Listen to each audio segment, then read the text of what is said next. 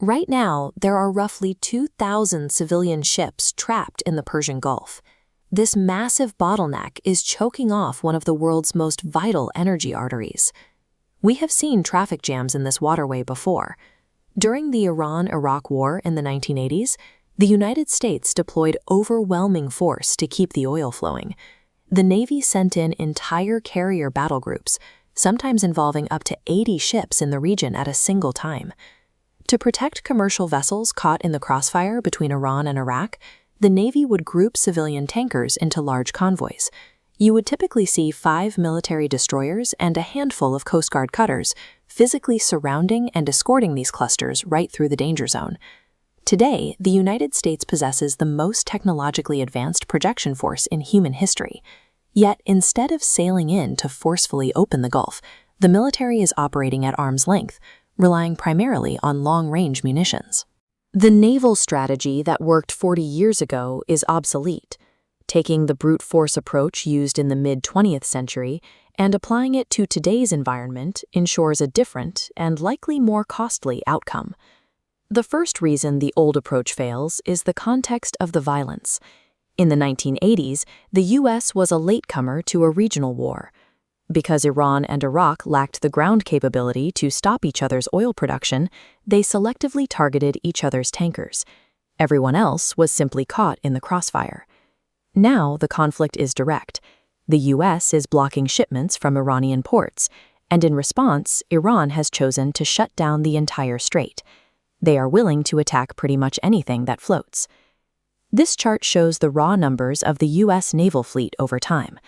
Back then, the United States maintained a navy of over 500 ships, backed up by a robust Coast Guard. Today, that total fleet number sits under 300. Modern vessels are faster, tougher, and carry significantly more firepower than their predecessors, but they are fewer in number, and you cannot stretch a smaller force to cover the same volume of water. Running an escort operation on the scale of the 1980s requires roughly 60 destroyers rotating through the region continuously. The Navy currently has about 60 destroyers in total. Half of those are assigned to protect aircraft carriers, leaving nowhere near enough ships available for convoy duty. The military simply lacks the mathematical capacity to physically surround and babysit thousands of slow-moving commercial ships. Then there is the evolution of the weapons themselves. During the tanker war, the primary anti-ship threat was the Chinese Silkworm missile, which carried a heavy 1,000-pound warhead. This displays the Silkworm's engagement envelope, a maximum range of 50 miles. Because the Persian Gulf is wider, it left large pockets of safe water. This allowed American aircraft carriers to sit comfortably out of range, projecting air power while remaining immune to shore batteries. The modern battlefield is populated by cheap, highly mobile drones, loitering munitions. These can be launched from simple flatbed trailers parked anywhere along the coastline.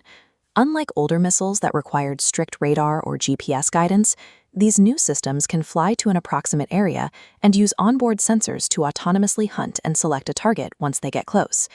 If the Navy parked an aircraft carrier in the confined waters of the Gulf today, it would face continuous drone swarms from every direction. The environment is too narrow to evade them. To defend against these swarms, the U.S. has to fire multi-million-dollar interceptor missiles at drones that cost a fraction of that to build. As a result, the military is rapidly burning through its limited interceptor inventory. The widespread availability of cheap autonomous weapons means the Navy can no longer safely deploy heavy capital ships inside confined coastal waterways. With the water too dangerous for carriers and the fleet too small for escorts, the U.S. cannot force the Gulf open with military hardware. The only viable path to restoring traffic is a political negotiation with Tehran. But there is a counterweight to this stalemate. By blocking the strait, Iran has also trapped its own economic lifeblood. They are beginning to physically shut down their domestic oil production because their storage tanks are full and they have nowhere to export it. This loss of revenue places heavy economic pressure on the elements of the Iranian regime making the security decisions. It is the only real leverage currently forcing them toward the negotiating table. This dynamic extends far beyond the Middle East. It highlights a change in how global power actually functions on a local level. The United States operates the world's most capable navy. Yet, due to a mix of geography, economics, and modern technology, it cannot impose a strategic reality on a local basis against a much smaller security force. If it is this easy for a minor power to deny access to civilian shipping, the barrier for larger powers is even lower. In any future conflict with a major power, those waterways should be expected to remain closed for the duration of the fight.